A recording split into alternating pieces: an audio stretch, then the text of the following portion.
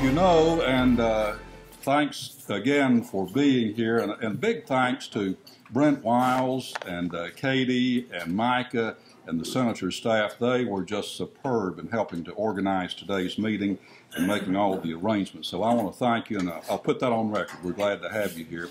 Also, welcome to our media guests. We have the Southern Standard represented with James Clark, the editor. We have BLTV, WCS-TV Channel 180, and WBMC. Delighted to have you all here.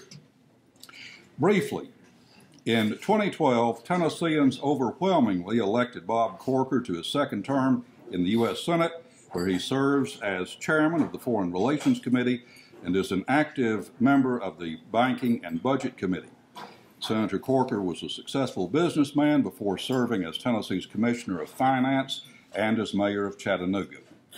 Now I invite you all to give a big McMinnville Noon Rotary welcome to the Honorable Bob Corker, U.S. Senator.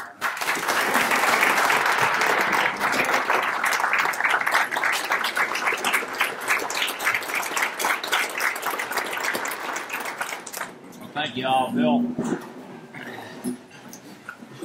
Bill, thanks for letting me do this today. And I listened to the roster of people that you have coming up to speak, and I realize I'm averaging down this august group of people that are coming. But I do appreciate being here, Jeff. Thank you very much, and all of you again for letting me be here.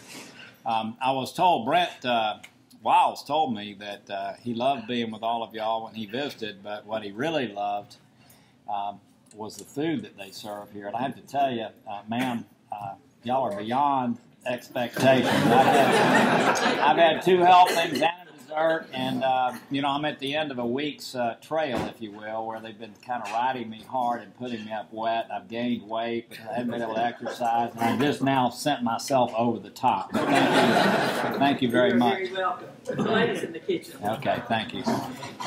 I want to thank, obviously, our elected officials for taking the time to be here. I served at the local level as mayor of Chattanooga, and while it's an incredible privilege to be a senator in the United States Senate and to serve as chairman of the Foreign Relations Committee, I have done nothing in my life that I love more than being mayor of a city. And so my hat's off to both your city mayor and your county executive. Apparently you haven't made the conversion to mayor yet, is that correct? Y'all just left it like it was. I got it. But truly, I mean, to be able to set a vision for an area and to make that happen and to deal with people on the local level is just almost, I can't imagine anything more rewarding. I know Janice and Kevin, and I also served as Commissioner of Finance, which is where I met Jerry Cooper, and I worked with him so closely and developed such a close friendship and loved it. And Janice and Kevin have come along since that time. I know they're leading the charge here to make sure that appropriate infrastructure is here, especially as Janice and I and Kevin and I were talking relative to fiber optics and that kind of thing. But thank you. Our state is envied by people all over the country, and you know I'm going to talk just a moment about fiscal issues in Washington, and I just wish somehow our country would manage its financial balance sheet or fiscal resources in the way that the state of Tennessee does. So thank you.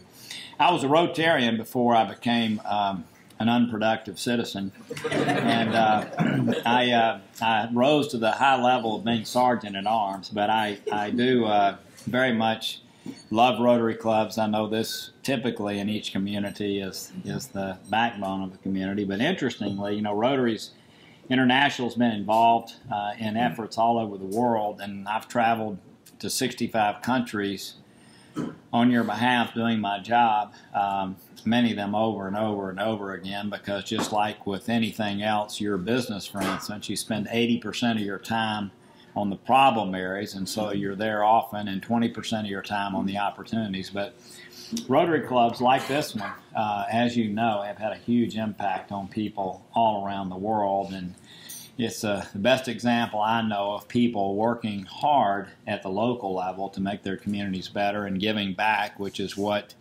Rotary encourages you to do, but also to affect people in other countries that certainly have really dire health issues that you've solved for them. I'm going to speak just for a moment on a couple of issues, and my staff, after hearing me talk all week long, begged me please not to speak very long and to really leave time for Q&A, which is what we like to do most anyway. But let me just refer briefly to the fiscal issue I talked about.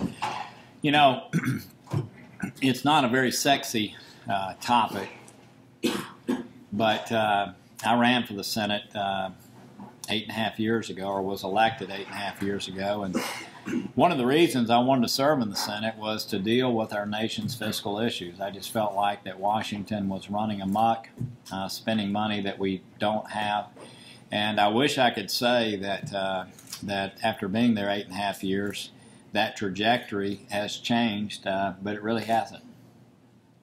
I think most of you know that I'm a Republican. I know we have members in here, the Republicans and Democrats and independents and libertarians and people that are tired of everybody.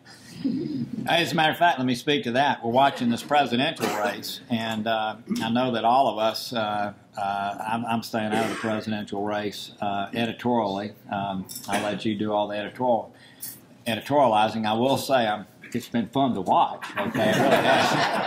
I mean, I find myself in the mornings, I never watch these. The cable network things drive me crazy. And in the mornings, I typically have 4 newspapers I've got to read: Wall Street Journal, New York Times, Washington Post, and the Financial Times out of London, just to be able to do my job. But I have found myself lately turning on a couple of programs in the morning just to see what happened yesterday.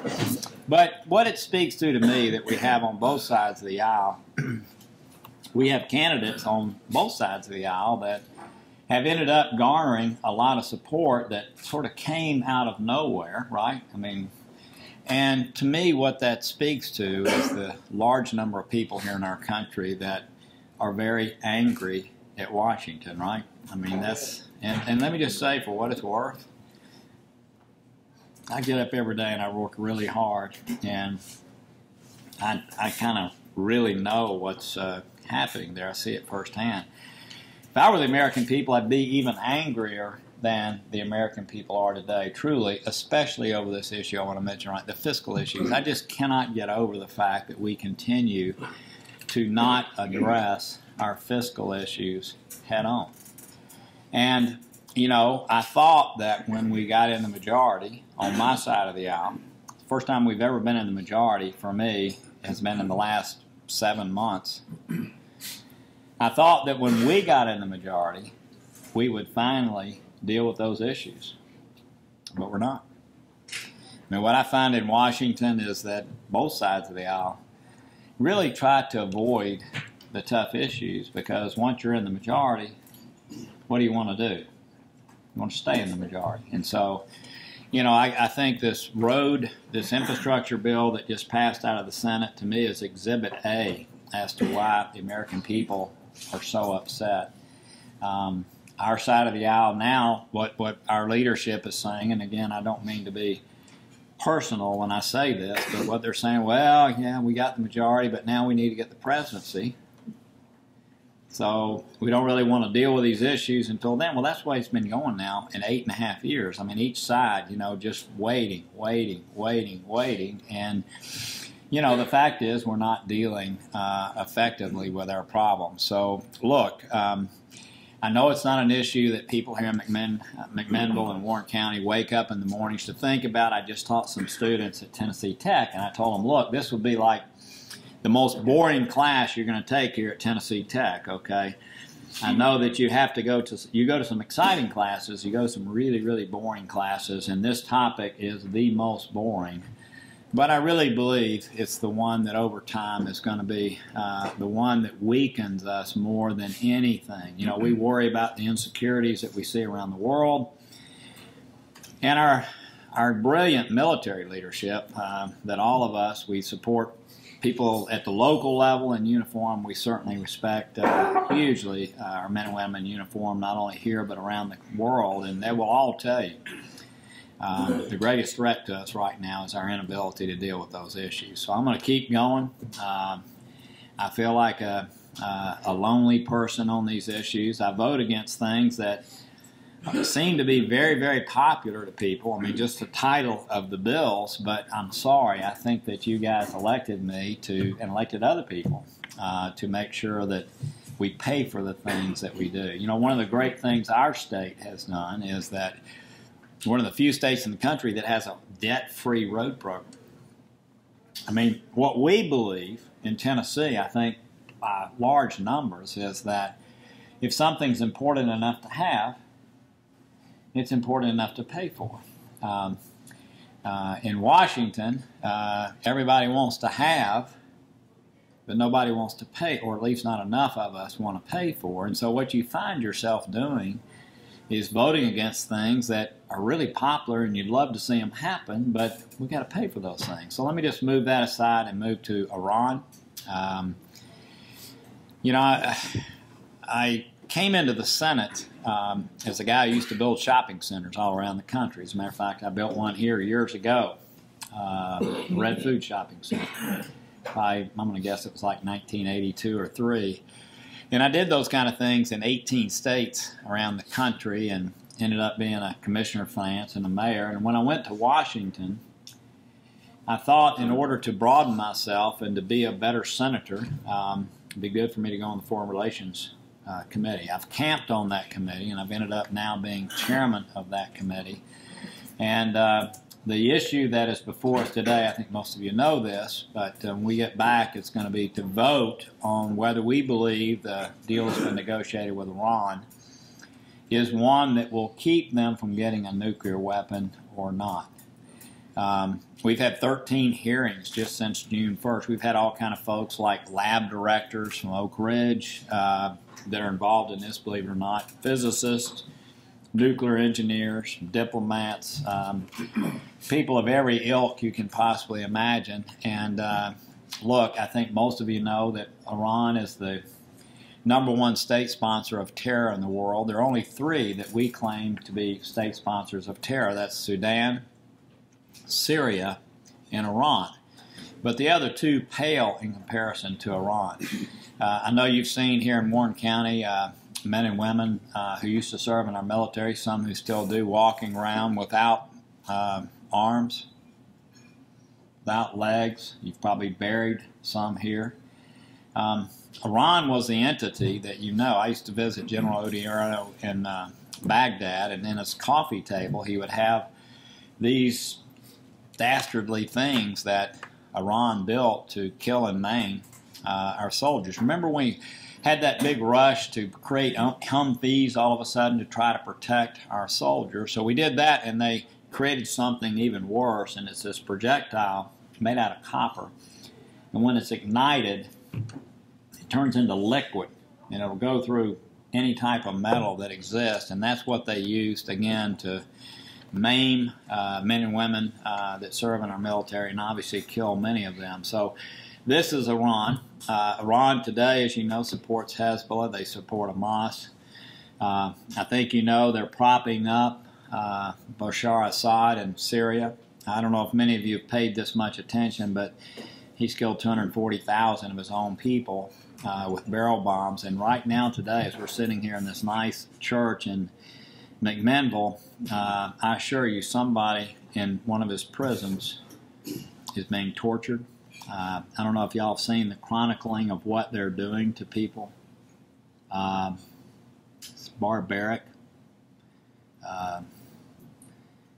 Amputating people's genitals. I mean, it's happening right now as we're sitting here. So these are the people that we are dealing with, and they've been marching towards a nuclear weapon we've known for some time. We entered negotiations to dismantle their nuclear program, something that all of us obviously I think would be a good idea. But as this agreement has moved on, it sort of boggles the mind to think that we had this rogue nation where we had a boot on their neck, and great countries. I mean, you have to say, whether you like them or not, you know, Russia, China, the United States, Great Britain, France, and Germany, somehow or another, they've, in my opinion, hugely out-negotiated us. And what's going to happen over the next 9 months is we're going to remove all of our leverage. They're going to get anywhere from $100 to $150 billion in cash, much of which will be used to carry out similar activities to what I just said. And they're going to be well on their way to what I would call industrializing. So instead of dismantling their nuclear program, this agreement actually approves the industrialization of a nuclear program, which, by the way, has no need. Let me say this one more time. They have one nuclear reactor, period. They could buy enriched uranium to deal with that cheap, but instead they've built this massive infrastructure, much of it covertly, meaning we found out about it through intelligence, but they're building this. This agreement approves that, and again, unfortunately, I think it shifts the leverage to them in about 9 months, because when we try to push back against them, when they've got all the sanctions relief, a growing economy, they've got their cash back, when we try to push back against what they're doing in the region, my sense is they're going to say, hey, look, if either stand down or we're going to just crank our nuclear program back up. So look, I don't support it, I think you can tell. My sense is that it's going to happen. I don't like to come home and say things that, you know, are just not true. I think that the president is going to end up having enough support to cause this to come into fruition. And then the next president is going to have their hands full, because on both the implementation side to make sure that they don't cheat, but also dealing with the aftermath of the effects it's going to have in the region, because we have partners there that may begin to take some risks that they otherwise might have not have taken because of their concern about, again, this newfound influence that Iran is going to have. So with that, those are two issues. I know that this is a very civic-minded, highly engaged group of people, and I'd be willing to take, I'd love to take questions on any issue that you'd like to talk with me about. And so you'll begin. Yes, sir, Terry. Talking about the Iran situation, of course, our main ally there is Israel. Do you think there's any scenario you can see that we would take up arms against Israel? We would take up arms against Israel? Yeah, there's been some talk that this agreement says we'll defend their nuclear facilities against whoever. Yeah, so this is what Terry's alluding to. These are some of the pieces that just are hard to understand. There's language in this agreement that says we will help protect Iran's nuclear program. Why in the world would we put that in agreement? We also have, I don't know, they take us as senators, Terry, down to classified briefings sometimes in a place, and they call it the SCIF, and so information is shared with us. And sometimes it's really classified. Sometimes they just take us down there to tell us things because they know we can't repeat it publicly, right? And it kind of ties our arms behind our back. And I think, they shared with us the regimen they're dealing with in Parchin, the military facility. Now, many of you have read what's happening there. It's phenomenal. I'll just, if you haven't read it, and since I've got a hand tied behind my back and I can't really talk about it, I just say it's unbelievably unorthodox what we have done there to try to accommodate keeping from offending Khomeini. So would we take up arms against Israel? No. Look, our relations with Israel has dissipated tremendously. It's a shame. I'd love to say that support of Israel is a Republican thing, but look, it's not. It's been strongly bipartisan for years and years and years. Always has been. But this agreement and this whole discussion, I think y'all have seen comments between our president and Netanyahu and others. It's dissipated. Has it dissipated to a place where I ever think, though, that we would counter something Israel does in the region? No. I think the bond is strong, and I think over time we'll have a new president. I don't know whether it'll be a Republican or a Democrat, don't know, but I think the bond will strengthen over time, not dissipate. It's in an all-time low right now. Oh, yeah. So, yes, sir. In Jerry Cooper's note, he referred to the Republican $3.3 million grant for Milo and what became the creation of seed money for Vector Program. We were first in the state. For the what program? Vector. Yeah.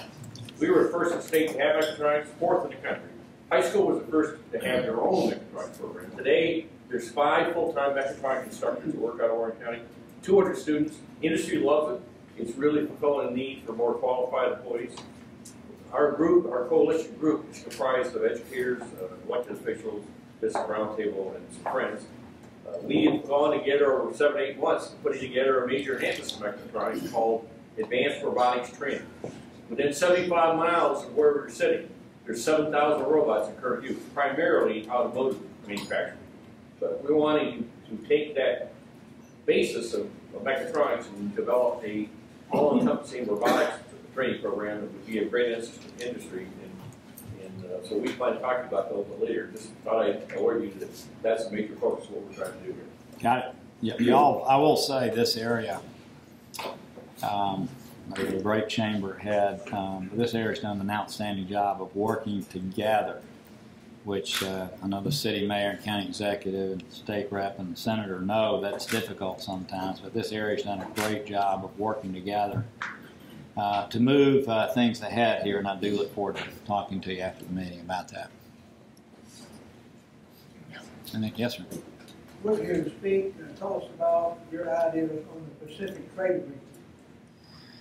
Yeah, so I was in Southeast Asia last August, right about this time, and went there really because of this issue and the fact that China has begun to dominate the region. They're dominating from the standpoint of, I know all of y'all read and you've seen where they've taken little rock formations in the South China Sea and turned those into landing strips.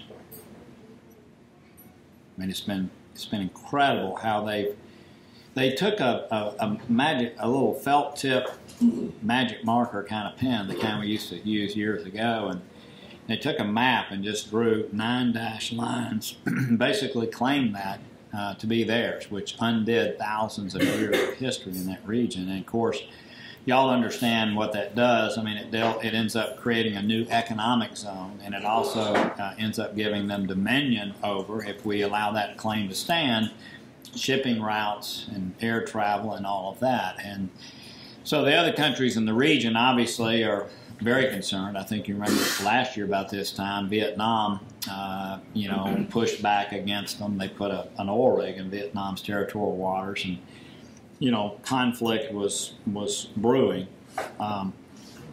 They also are dominating economically. I mean, just in that region, they're dominating, and I think China's economic model is largely built upon what's called state-owned enterprises. In other words, they're owned by government, and they have obviously advantages that any kind of government-owned entity might have. Excuse me. So TPP, Trade-Pacific Partnership, to me, if negotiated properly, is a great counter to that dominance. It's a great counter to create more Western values in trade in that region, free enterprise, capitalism, moving away from state-owned enterprises. And so, again, none of us have seen the details. And, I got on our trade rep the other day for backtracking on some things relative to intellectual property. We all value our intellectual property, the things that we own and have developed. And so, anyway, I'm hoping that this agreement will be finalized, and I'm hoping that it's something that I can support. But let me just say, generally speaking, I think we're going to end up with a good agreement, and it's a great way for all of us who want to continue to have U.S. influence, U.S. values. It's a great way for us to continue to have that happen when we have a time, let's face it, of diminished U.S. influence for lots of reasons. And so I hope it's going to come about. And then I hope what we're going to do is end up with one with Europe. If we can get the European one done, that'll be 48% of the world's gross domestic product linked together between the U.S. and Europe. And again, deep, deep Western values, capitalism, free enterprise, human rights, all those kind of things. So if we can get those two things done, it'll be great for the United States, in my opinion. one of the things that I have a hard time, you know, we have all these emails that go around on the internet and all these nefarious things from my standpoint that end up getting said, but, you know, our country has 4.5% of the world's population. 4.5%. And we have 22% of the world's economic output. Think about that. It's incredible. And for us to continue to prosper, we've got to, we hope, Americans hope, people here in Warren County, in my opinion, should hope that the world is secure and stable so we can continue to export our great products, especially ones that are made by robots, okay? But also, but even more importantly, support the people that help create them and make other decisions that cause our country to prosper. But to me, it's important that we engage in appropriate trade and that we have the opportunity to use our outstanding intellectual property and skills and productivity to, again, continue to make sure that the American dream can be pursued and that people here in Warren County have a great standard of living. Yes, sir. So, just back to the Iran thing, just yeah. a second. With most any common sense human being seeing that how bad this deal is or potentially can be, what is the driving factor for the reasoning and thinking it's a good, yeah. the right thing? Money? Yeah.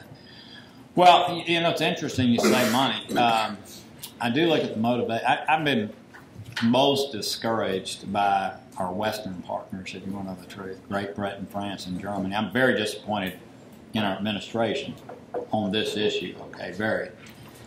But I look at our partners, and China wanted to buy their oil. Russia wanted to sell them arms. Great Britain, France, and Germany are packing the hotels in Tehran right now to do business with them. And let's face it, we haven't had a lot of foreign policy successes in a long time, and I think the administration really wanted a legacy item. So if you look at the motivations, there were motivations on top of just, quote, a nuclear deal. And then Iran, I got to tell you, I hand it to them. They were able to divide and conquer. You know, I don't want to say anything admirable about a country that I think has been such a terrible country from the standpoint of the way they treat their own people inside the country itself. But money did have something to do with it. I think also, though, it was this drive, if you will, to create a legacy. And I just talked to, you know, this is one of those votes of conscience. It's one that, you know, you don't call people and lobby it over. In my role, I'm a sounding board, and I just talked to a senator on the other side of the aisle from the Northeast right before coming in, and one of the things the administration has done such a great job with on senators is saying, hey, it's either this deal or no deal. You know, we've negotiated this deal, and it's either this deal or no deal. And by the way, the ambassadors from these other Western countries, unfortunately, have been in lobbying Great Britain, France, Germany, saying, look, guys, y'all, it's either this deal or no deal. And I keep saying, I'm sorry, folks. I mean, that basically, you're saying you're negating my judgment as to whether I believe this is something that's going to keep them from getting a nuclear weapon or not. I mean, Congress, hundreds of times in history, has overturned agreements and sent people back to the negotiating table. But look, it's a huge turn of events. Again, 20 months ago, the president's goal was to dismantle Iran's nuclear program. Remember, we were going to close Fordo. Sorry, Fordo's not closed. It's a deep underground bunkered facility. It's going to stay open. We were going to make sure Iraq produced no plutonium. Well, Iraq's going to produce plutonium. So, you know, all the red lines and the goal, almost all the red lines, and the goals that we set out just have not been accomplished. Yes, sir.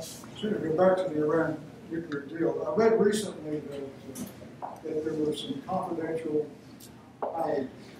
sidebars. Yeah. Yeah. And one of them enabled the Iranians to police themselves. Now, here, say that louder since I can't say it. Okay. That's like 7 foxes guard the hen house. Yeah. I'm repeating what he just said. There were two side agreements that were negotiated with the IAEA is an organization that is an arm of the United Nations. And they are the, quote, neutral inspector, observer of nuclear programs. And they negotiated agreement, but with these other countries pushing heavily. They agreed to a couple of side agreements that are confidential, quote, quote, and we're not able to see. However, we generally know the elements of it, and what's happened recently is Associated Press got a copy of one of these agreements. I'm just going to repeat what he said, and that is that that there will be no inspectors inside Parchin, that Iran will be doing a self-inspection and a self-sample taking. Is that what you said? Yes, sir.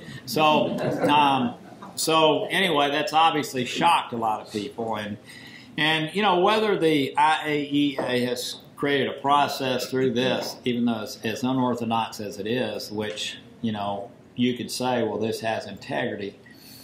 What it speaks to me about is just the great lengths that Russia, China, United States, Great Britain, France, Germany, the great lengths that these fairly powerful countries, one of which is ours, went to again keep from offending the Ayatollah, which, if you remember what he said, there will be no inspectors inside our military facilities. That's what he said.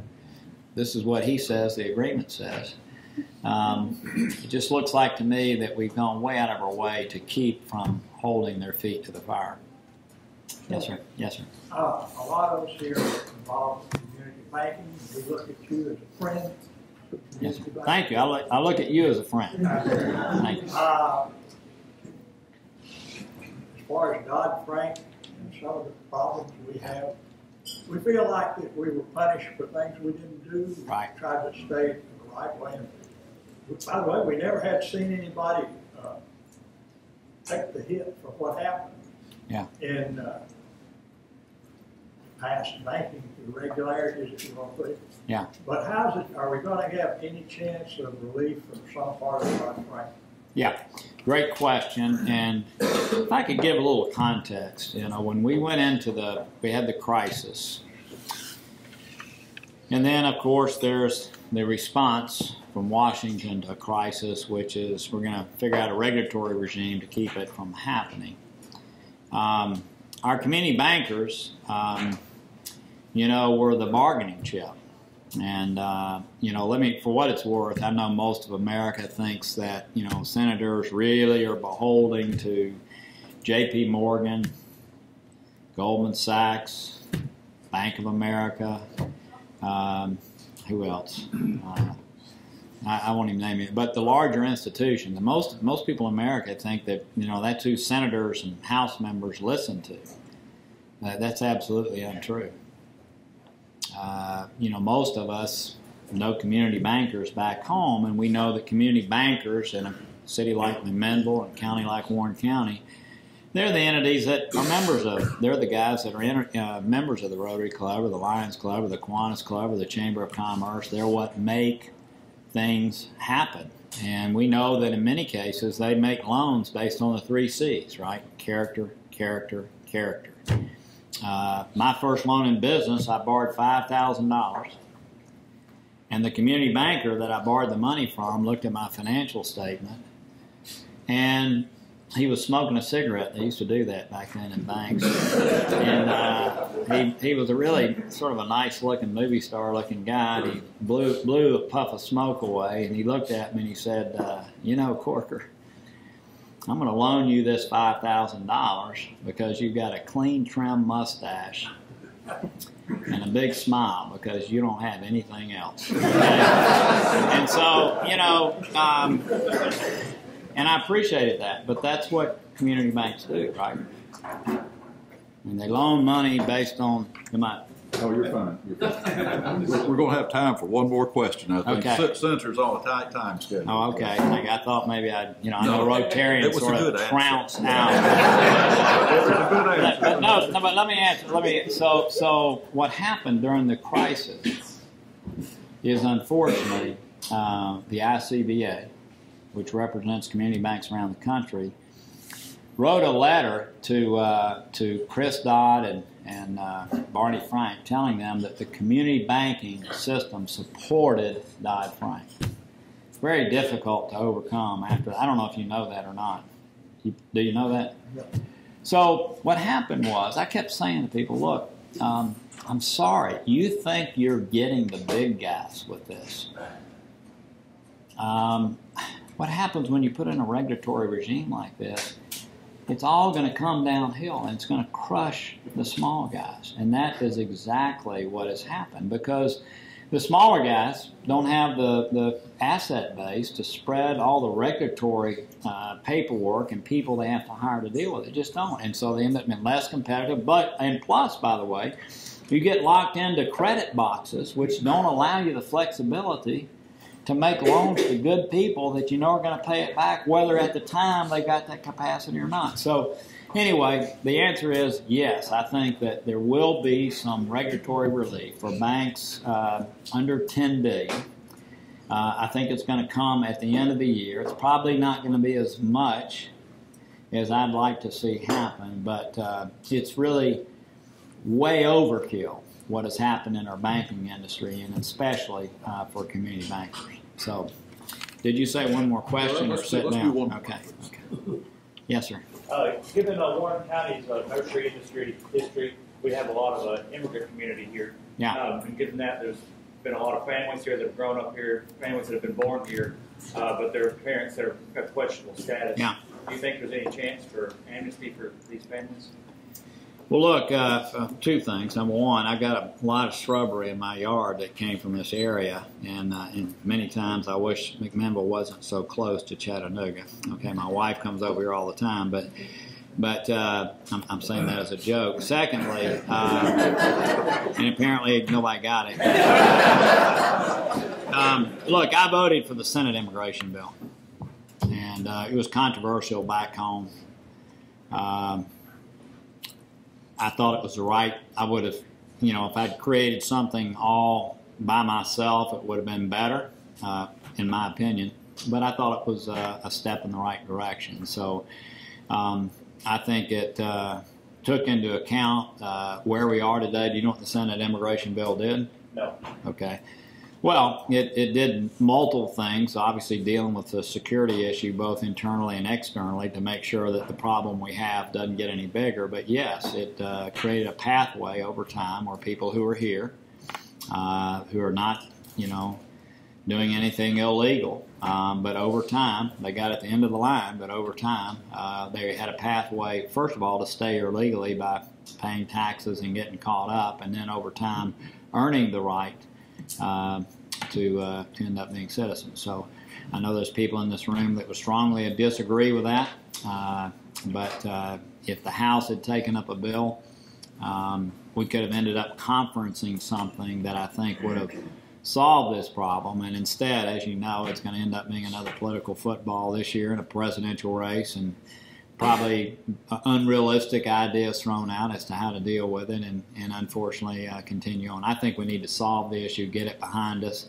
but make sure when we solve it that we solve it in such a way that 20 years from now we're not again solving a problem. So, hey, thank you all very much.